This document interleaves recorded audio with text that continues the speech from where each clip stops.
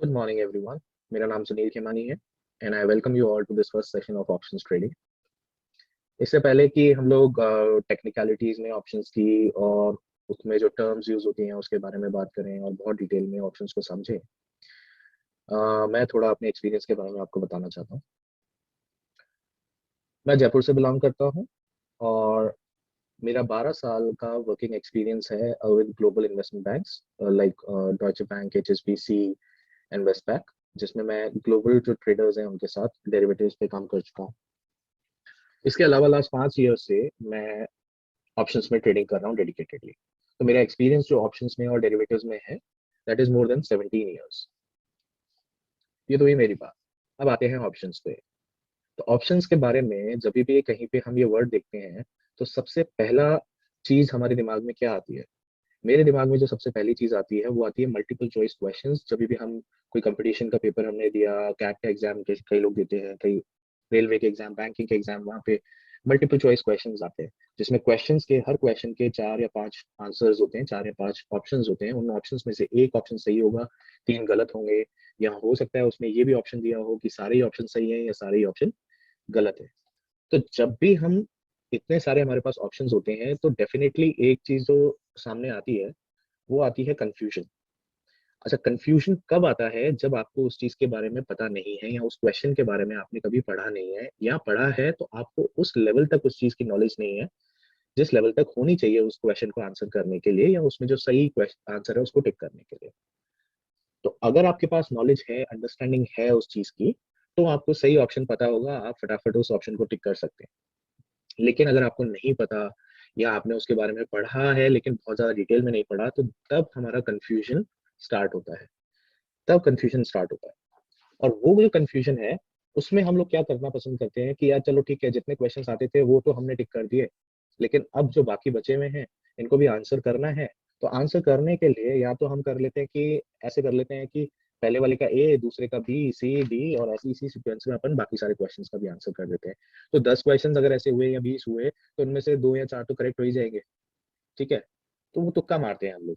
अब उस तुक्के में क्या होता है कि जब तक नेगेटिव मार्किंग नहीं होती है तब तक तो ठीक है, लेकिन जहां नेगेटिव मार्किंग होगी वहां हमें पता चलता है कि जो हमने सही आंसर्स में किए थे उसमें जो हमें नंबर्स मिले वो नेगेटिव मार्किंग में चले गए। तो ओवरऑल हम नेगेटिव में होते हैं। तो सेम चीज ही ऑप्शंस में होती है।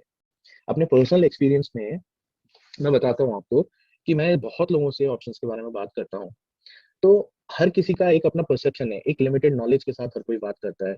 हर किसी के पास अपनी नॉलेज है, अपनी अंडरस्टैंडिंग है। कई लोग इस तरीके से भी काम करते हैं कि मेरा फ्रेंड काम करता है ऑप्शन में, वो बता देता है हमें कब बाय करना है, हमें कब सेल करना है, और हमें कब कॉल बाय करनी है, कब पुट बाय करनी है। उस बेसिस पे हम लोग काम कर रहे हैं। लोगों को टर्म्स पता है पर टर्म्स का मतलब नहीं पता। मतलब नहीं पता, प्लस दूसरा लोगों को ये भी नहीं पता कि ये टर्म्स जो हम यूज कर रहे हैं ये कब किस तरीके से ऑप्शन की प्राइस को इम्पैक्ट करेगा। तो उस चक्कर में क्या होता है कि लोग अपने दोस्तों से टिप लेंगे, उनके बेसिस पे काम करेंगे और वो and up lying in losses. ये भी बहुत कंफ्यूजन आते हैं मार्केट में कि अम, हम कॉल बाय करें, पुट बाय करें। ठीक है।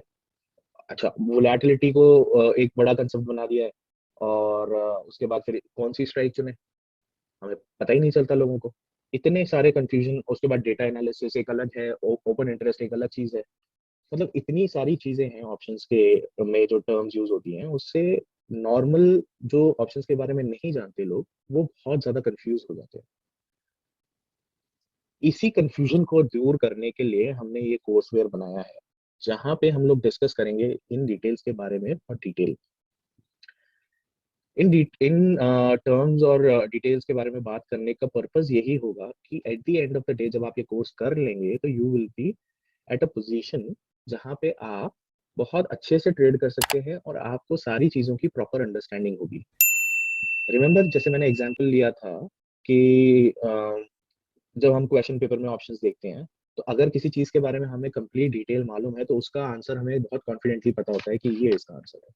ऐसे ही अगर ऑप्शंस के बारे में आपको कंप्लीट डिटेल पता होगी तो think how easily you will be able to trade option. Let me tell you one thing. Option as a tool option as a tool is so powerful, इतना पावरफुल टूल है कि आप इसको market में किसी भी प्रोडक्ट के साथ लिंक कर सकते हैं। आप चाहें तो इसको कैश में कैश के साथ, डिलीवरी के साथ भी इसको आप लिंक कर सकते हैं, आप चाहें तो इसको फ्यूचर के साथ भी लिंक कर सकते हैं, और ऑप्शंस में आप अलग अलग कॉम्बिनेशंस बना के भी काम कर सकते हैं। आप शॉर्ट और लॉन्ग पोजीशन दोनों ले सकते हैं। तो ऑप्शन एज अ टूल बहुत वाइडली यूज होता है ग्लोबल मार्केट में और इंडिया मार्केट में, फॉर हेजिंग पर्पसेस और स्ट्रेटजीज बनाने के लिए। स्ट्रेटजीज के बारे में हम डिटेल में बात करेंगे, पर उससे पहले हम एक बार ये देख लेते हैं कि इन कंफ्यूजन्स को दूर करने के लिए हमने आपके लिए जो कोर्स डेवलप किया है, उस कोर्स को हमने 3 सेक्शन में स्टेप बाय स्टेप बनाया है, ताकि जो अलग अलग बैकग्राउंड से जो लोग आते हैं सीखने के लिए, जिनका कॉमर्स बैकग्राउंड नहीं है, जो फाइनेंशियल बैकग्राउंड से नहीं है, कोई साइंस बैकग्राउंड से है, कोई इंजीनियर है, कोई डॉक्टर है, उनके लिए भी कोई हाउस, कोई अगर जैसे कोई हाउस वाइफ है वो सीखना चाह रहे हैं, तो उनके लिए भी हमने इस कोर्स को इतना इजी और स्टेप बाय स्टेप लर्निंग बनाई है कि at the end of the day जितनी मिथ्स हैं, जितनी मिसकंसेप्शंस हैं ऑप्शंस को लेके कि ऑप्शन बहुत कॉम्प्लेक्स है, समझ पाएंगे नहीं समझ पाएंगे, वो सारी आपकी दूर हो जाएंगी। जितने भी क्वेश्चंस हैं, जितने भी डाउट्स हैं ऑप्शंस को लेके, आपके सारी चीजें वो स्टेप बाय स्टेप क्लियर होंगी। तो एक बार देख लेते हैं हम लोग कि वो कोर्स स्ट्रक्चर हमने किस तरीके से बनाया है।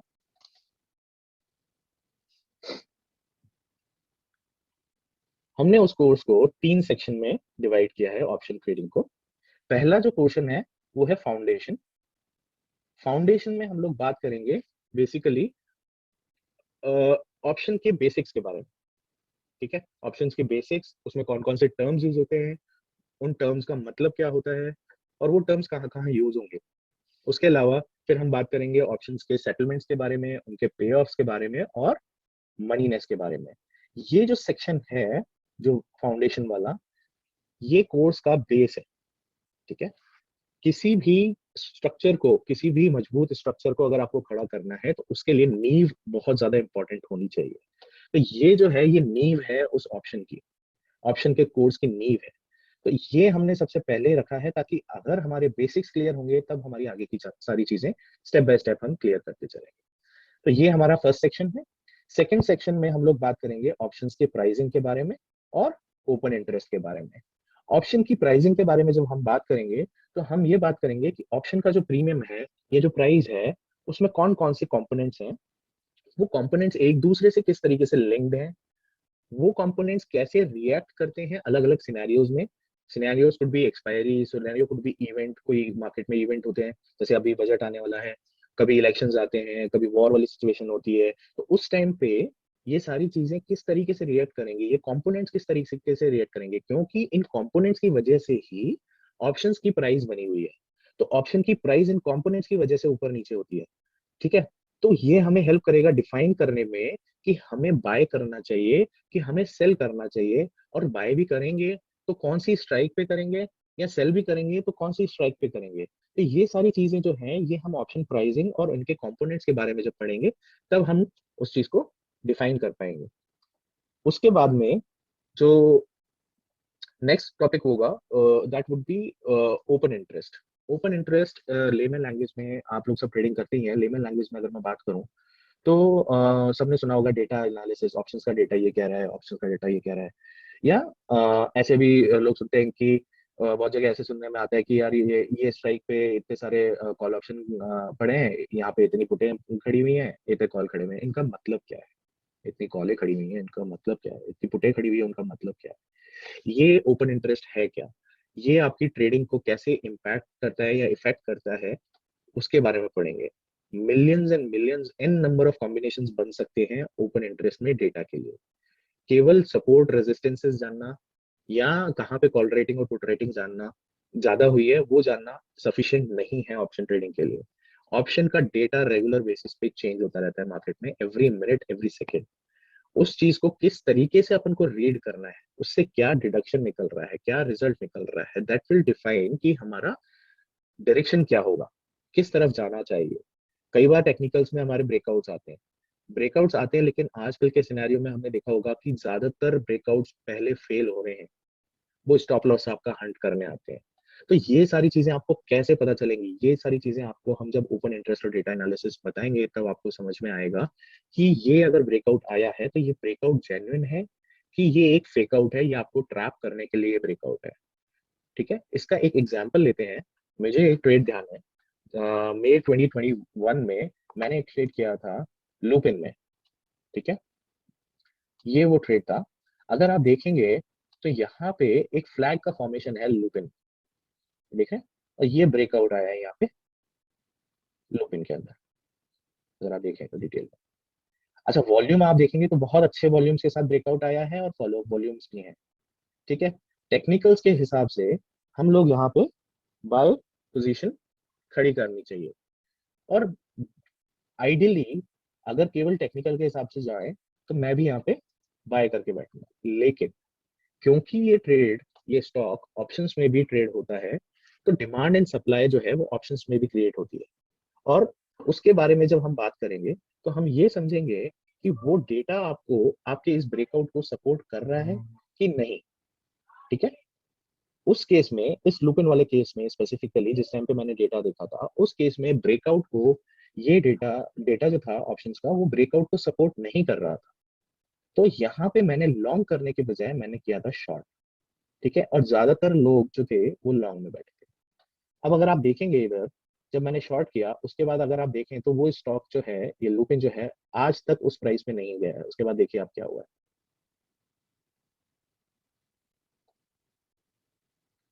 ये देखिए, वो प्राइस कभी आई ही नहीं है अभी तक। तो मैं आपको ये बताना चाह रहा हूँ कि ओपन इंटरेस्ट ट्रेड करने के लिए इतना इंपॉर्टेंट है कि आपका जो सक्सेस रेशियो है उससे, टेक्निकल एनालिसिस और इसको हम कंबाइन करेंगे किस तरीके से, ये भी हम कोर्स में अपने में बात करेंगे, किस तरीके से इन दोनों को कंबाइन करना है, ताकि आपका सक्सेस रेशियो आपको पता चल जाएगा। सक्सेस रेशियो बढ़ जाएगा, आपको ये पता चल जाएगा कि ये ब्रेकआउट सही है, ये फेक आउट है, और आप उस हिसाब से अपनी पोजीशन बना सकते हो मार्केट में। ठीक है, इसके बाद जब हम बात करेंगे, क्योंकि यहाँ पे हमारा सेकंड सेक्शन कंप्लीट होगा, उसके इसके बाद हम बात करेंगे ऑप्शन स्ट्रैटेजीज के बारे में। क्योंकि ऑप्शन स्ट्रैटेजीज कॉम्बिनेशन है बहुत सारे ऑप्शंस का, फ्यूचर्स एंड ऑप्शंस का, कैश एंड ऑप्शंस का, और भी बहुत सारे कॉम्बिनेशंस बनते हैं। Millions and millions of combinations इसमें बन सकते हैं। बट लेकिन हम लोग बात करेंगे 24 स्पेसिफिक स्ट्रैटेजीज के बारे में, बहुत डिटेल में डिस्कशन करेंगे। और ये वो पार्ट है जहाँ पे आपने जो फाउंडेशन में पढ़ा और आपने जो सेकंड सेक्शन में पढ़ेंगे हम, प्राइसिंग और ओपन इंटरेस्ट वाला, वो कंबाइन होके यूज होगा ऑप्शन स्ट्रेटजीज में। तो this is why we have kept this at the as the last section of our course. ठीक है, हमारे कोर्स का लास्ट सेक्शन इसीलिए रखा है इसको कि हमें पहले बेस बिल्डिंग करनी है, बेस बिल्डिंग के बाद फाइनल स्टेज पे आएंगे। पिलर्स खड़े होंगे, बेस बिल्डिंग हुई, नींव खड़ी हुई, पिलर्स खड़े हुए, छत डली, उसके बाद फाइनलाइजेशन स्टेज पे। ठीक है, इन ऑप्शन की स्ट्रैटेजीज में हम देखेंगे कि हम मिनिमम से मिनिमम मार्जिन के साथ में कैसे अपने ट्रेड मार्केट में बहुत मिनिमम रिस्क के साथ में खड़े कर सकते हैं। आज के सिनेरियो में अगर हम देखें तो मार्केट में गैप अप्स और गैप डाउन्स बहुत ज्यादा हो रहे हैं। तो जब आप नेकेड कॉल, नेकेड पुट आप खरीदते हैं, अगले दिन गैप डाउन हो गया या गैप अप हो गया, तो आपकी पोजीशन बिल्कुल जीरो हो जाती है, मैक्सिमम लॉस हो जाएगा, आपको ऑलमोस्ट जीरो के करीब बैठ जाता है। लेकिन यही चीज अगर हम स्ट्रैटेजीज के साथ में करेंगे तो हमारी जो रिस्क होगी, रिस्क मिनिमम होगी, और रिस्क टू रिवॉर्ड जो रेशियो होंगे वो काफी हाई होंगे, मार्जिन बहुत कम लगेंगे। इसका भी एक एग्जांपल हम लोग अभी देख लेते हैं एक बार। ये जो एग्जांपल मैं आपसे शेयर करने वाला हूँ ये है एक्सिस बैंक का है। और एक्सिस बैंक में लेट्स से हम एज्यूम करते हैं कि हमारा व्यू जो है कि एक्सिस बैंक यहाँ से ऊपर जाएगा। करंट जो प्राइस है अभी एक्सिस बैंक की, ये है 764 रुपये। यहाँ पे आप देख सकते हैं 764 रुपये करंट प्राइस है।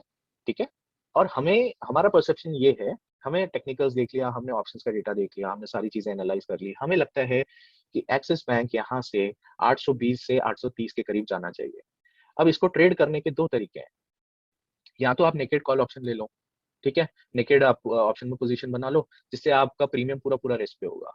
दूसरी चीज क्या होती है कि आप स्ट्रैटेजी बनाओ जहां पे आपका रिस्क तो हो मिनिमम और रिवॉर्ड हो अच्छा खासा, और ताकि रिस्क टू रिवॉर्ड जो रेशियो है वो काफी बेनिफिट करे आपको, और आपका मार्जिन भी कम से कम ब्लॉक हो। इस केस में हमने क्या किया है, ये एक स्ट्रैटेजी बनाई, ये कॉल स्प्रेड बनाया, इसको बोलते हैं हम कॉल स्प्रेड, जिसमें हमने क्या किया कि हमने एक्सिस बैंक का फरवरी का 800 की स्ट्राइक का कॉल ऑप्शन एक खरीदा है, ये यहाँ पे, और एक हमने 830 की कॉल ऑप्शन बेच दी है। ठीक है, इसको हम बोलते हैं 1:1 कॉल स्प्रेड। ठीक है, इसमें अगर आप देखेंगे ये वाले सेक्शन में, इस जगह पे, तो ये वाले सेक्शन में आपको दिख रहा होगा कि मैक्सिमम प्रॉफिट आपका कितना हो सकता है। इस केस में मैक्सिमम प्रॉफिट हो सकता है आपका 28,500 और मैक्स लॉस आपका है 7,500। इसमें अगर आप देखेंगे तो रिस्क टू रिवॉर्ड रेशियो क्या आ रहा है, आप देखिए, आपकी 1 रुपए की रिस्क है, लेकिन अगर रिटर्न आया तो रिटर्न आएगा 4 रुपए के आसपास। तो 1:4 का आपका रिस्क टू रिवॉर्ड रेशियो हो गया, विच इज वेरी गुड। आपने रिस्क लिया 1 रुपए का, लेकिन आपके बनेंगे तो 4 रुपए बचेंगे। ठीक है, उसके बाद ब्रेक इवन आएगा। ब्रेक इवन का मतलब होता है ऐसी ऐसी जगह जहां पे आपको नो लॉस और नो प्रॉफिट वाली सिचुएशन हो। तो इस केस में 807 वो प्राइस है। अगर यहाँ पे क्लोजिंग होती है तो आपको ना प्रॉफिट होगा ना लॉस होगा। इसके बारे में हम अपने कोर्स वेयर में बहुत डिटेल में बात करेंगे। और फाइनली अगर आप मार्जिन देखेंगे कि ये स्ट्रैटेजी खड़ी करने के लिए आपको मार्जिन की रिक्वायरमेंट कितनी है, केवल 32,000। केवल 32,000 में आपकी लॉन्ग पोजीशन खड़ी हो गई है एक्सिस बैंक में। ठीक है, रिस्क ओनली 7,000। अब यहां से मार्केट चाहे आसमान में चला जाए या पाताल में चला जाए, आपकी मैक्सिमम रिस्क है 7,500 रुपीज। ठीक है, अब इसमें क्या होगा, अगर मार्केट कल गैप अप खुलता है, गैप डाउन खुलता है, एसजीएक्स अपन देखते रहते हैं, रात रात भर डाउ देखते रहते हैं कि यार क्या होगा, कल क्या होगा, अरे यार 500 पॉइंट नीचे दिख रहा है डाउ जोन्स, या एसजीएक्स 200 पॉइंट नीचे दिख रहा है, ये तो यार लॉस हो गया अगर आपकी नेकेड पोजीशन होती तो। लेकिन क्योंकि हमने स्ट्रैटेजी पे काम किया, हमारा मैक्सिमम रिस्क हमें पता है, हमें स्टॉप लॉस की जरूरत ही नहीं है, हम ये स्ट्रैटेजी बना के छोड़ेंगे ना। तो ऐसी बहुत सारी स्ट्रैटेजीज हैं जिनके बारे में हम लोग बहुत डिटेल में बात करेंगे, और उसको हम टेक्निकल और ऑप्शन ट्रेड, ये ओपन इंटरेस्ट को कंबाइन करके वो स्ट्रैटेजीज बनानी है। तो वो हम उन चीजों के बारे में डिस्कस करेंगे। ठीक है, अच्छा, इसके अलावा जो है, जब हम स्ट्रैटेजीज के बारे में बात करते हैं या ऑप्शन राइटिंग हम जब करेंगे, तो उसके बारे में जब डिटेल में बात करेंगे, तो हमें उसमें एडजस्टमेंट्स की भी जरूरत पड़ेगी, क्योंकि मार्केट में there is nothing called 100%। Success किसी का भी नहीं है, कभी ना कुछ ऊपर नीचे होता ही है।